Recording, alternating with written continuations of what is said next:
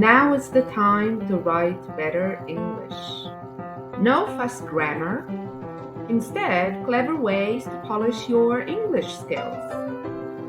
Here is a quick example.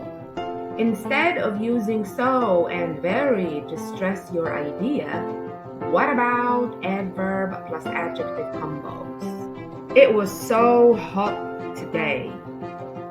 It was incredibly hot today.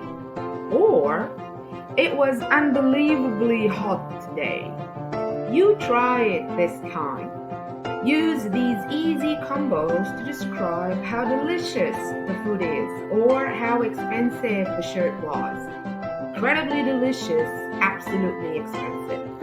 Okay, so this is the end of our quick lesson. Hope you have enjoyed it and benefited from it. Stick around for more.